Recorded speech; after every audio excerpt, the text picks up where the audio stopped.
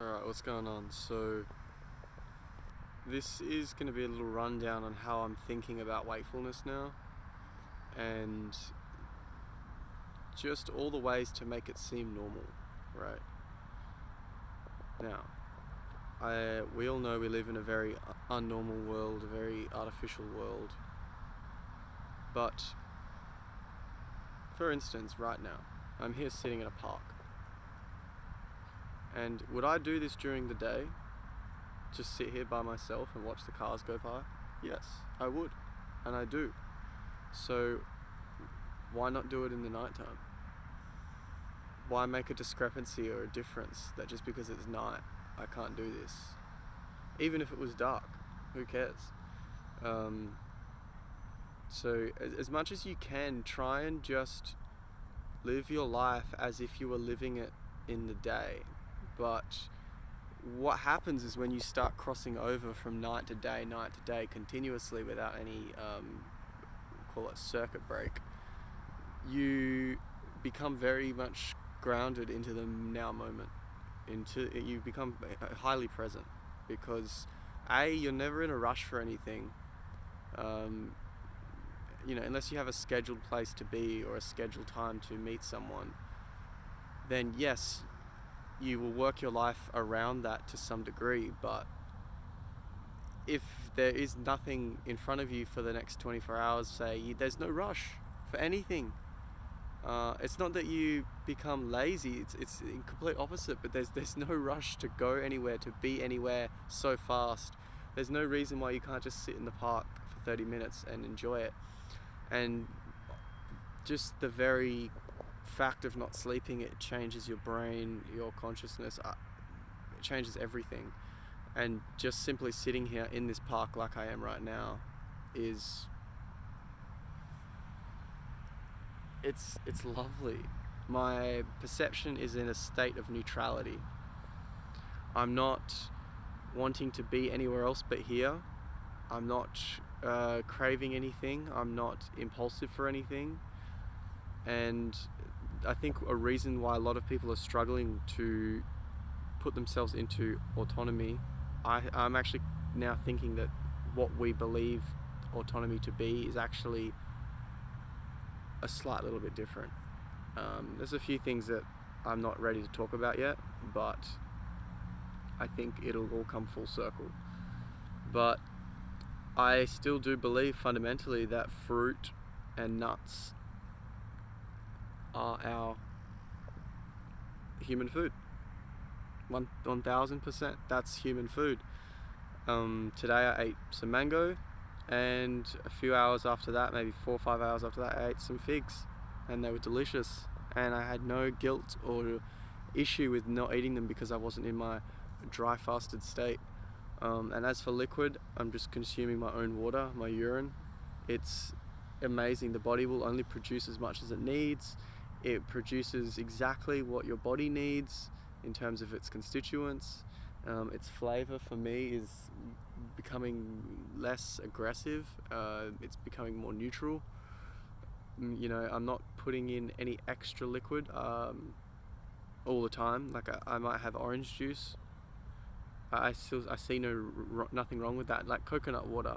Why would the creator, which is in part us, but the supreme, create a tree that has these fruits on it that fall down in a hard shell with the most delicious sweet water inside? If it wasn't supposed to be cracked open on a rock, or got into, it's not hard to get into a coconut. You smash a couple rocks together. Even otters use rocks to smash things. So it just makes no sense. Why would you restrict yourself from that when it's just so wonderful? It's still distilled water, right? Structured water. It makes no sense to me.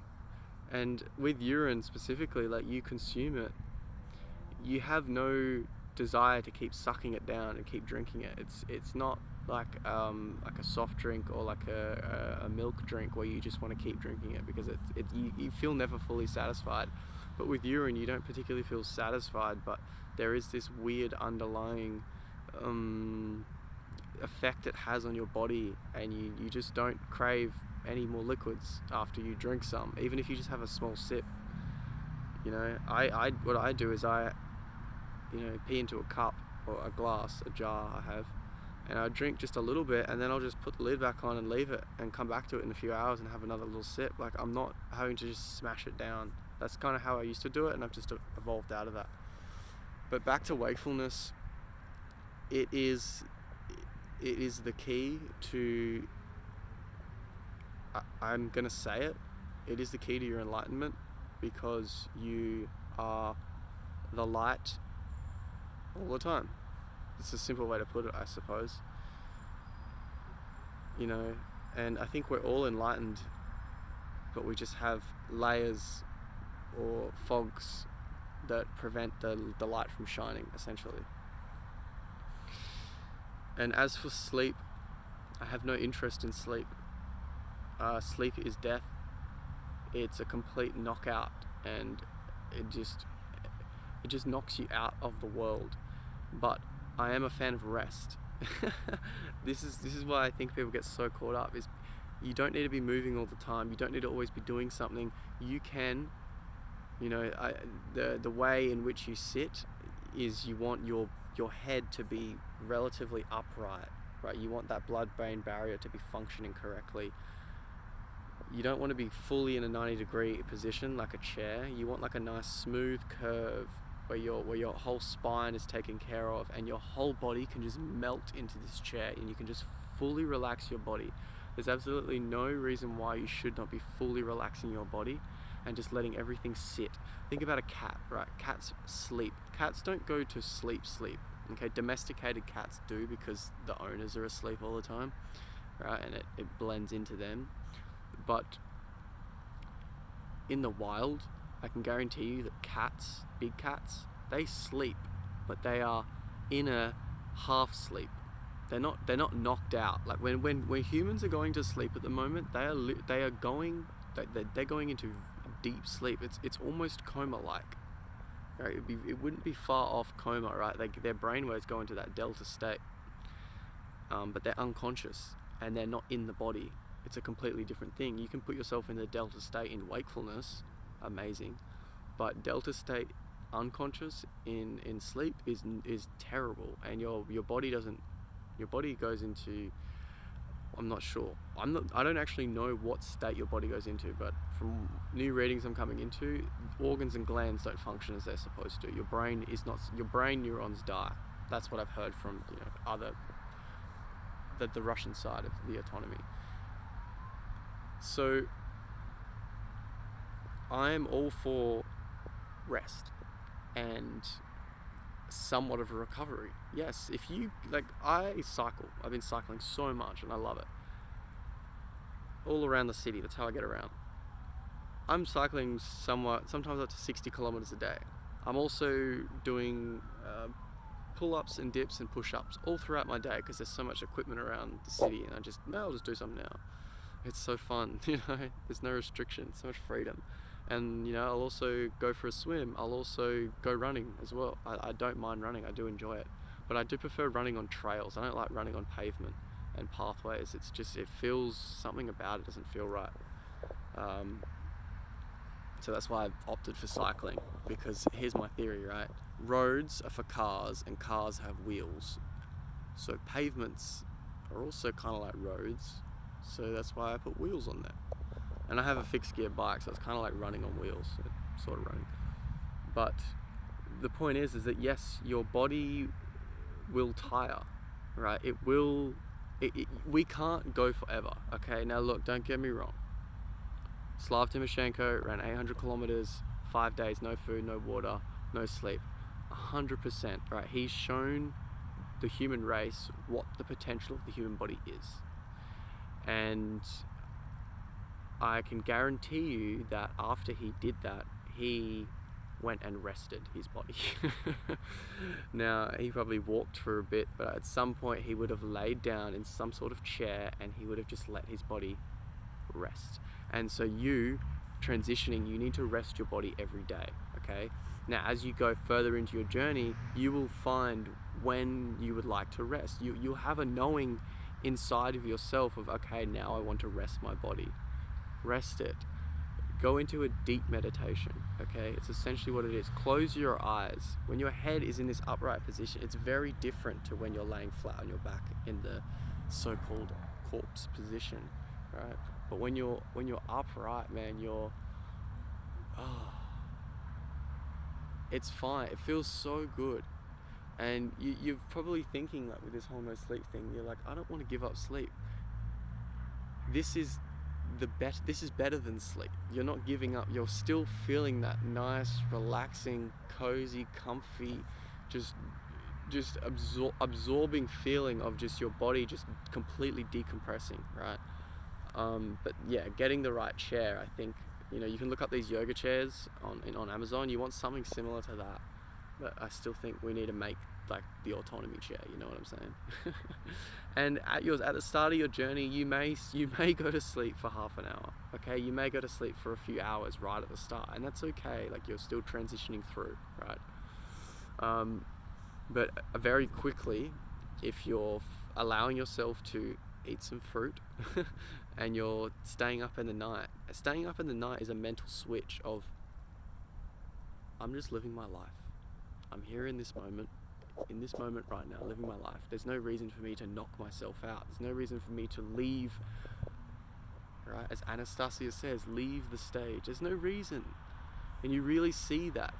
But allow yourself to rest. Give yourself some food. Now, with food, I have some things I want to say about food and about alchemy and inner alchemy, but I'm just not ready to share that with the public just yet. I'm still at the very early stages of it. So I'm going to keep that to myself, but I can see a full, whole, complete system of how food to fruit can be completely integrated into the autonomous experience without any negative effect of, taking you out of your natural state. Because I think the natural state is not a state of no consumption. I think it is a state of consuming oneself.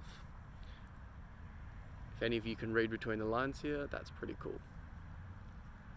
So yeah, honestly, guys, your whole world opens up to you. People are so friendly to you.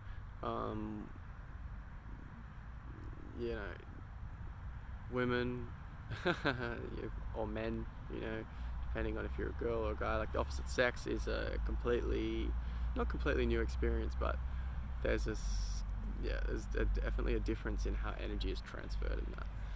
There's a certain aliveness that comes about with you when you don't go to sleep. Like, I feel so freaking awake right now. And I'm just living my life in the night. Now look at around midnight to like 3:30, there's not much going on, but that's part of life. You have to learn to be alone in life, okay? I'd rather be around people, yeah, but I'm also content with being alone. Yeah, well, I've got a lot to say about some other stuff, but like I said, I'm just gonna hold off on that. So yeah, for now, guys, just give yourself rest, allow yourself to eat some fruit, some nuts if you want. I recommend mono. Don't mix stuff together. It doesn't usually end well. Just one thing at a time. And drink urine, man. Don't not do it. Don't not do it. There's no reason. It's so quickly. It's not even digested by your body. It is assimilated by your body so quickly once you put it into yourself. It's like boom. Like, your body, it is created, right? It's a substrate from your blood, okay, synthesized from the kidneys. It's clean liver blood. It's not just blood, it's the top-notch blood that's just pumped out of the liver. Like, it's so good for you. And like, you could look into urine therapy yourself, read the books, everything. Like, there's no denying it. We are born to alchemize ourselves. We're born to alchemize ourselves. So take this on. Life opens up to you when you don't sleep. You feel, usually for me, when the sun's rising, when it's like that dawn dusk time, that's when you start to get these really beautiful feelings of joy and love, and you can feel it in your being, and it's just amazing, right? And then what I've found currently is that around a couple hours later, after the night has progressed and the day is beginning, that's when your body wants to take a rest. So I think rest time is a good time, is like 7, 8, 9 o'clock. Let your body just chill out, just fully relax it, meditate into it. Not even meditation, it's just like it's like a deep meditation. And you also might go into some dreams. And here's the thing, I think dreams are awesome. You know, our soul is so amazing, and it can show us things through dreams that we would never be able to experience here on earth. Like, there's realms of so much beauty and wonder and awe and just exquisiteness that you could not, you know, you can't fly here on earth, but you can fly in your dreams. You can't go to other lands and other planets here, but you can in your dreams. But you don't need to be stressed out about dreaming. I mean, come on. So good luck to you all, guys, seriously.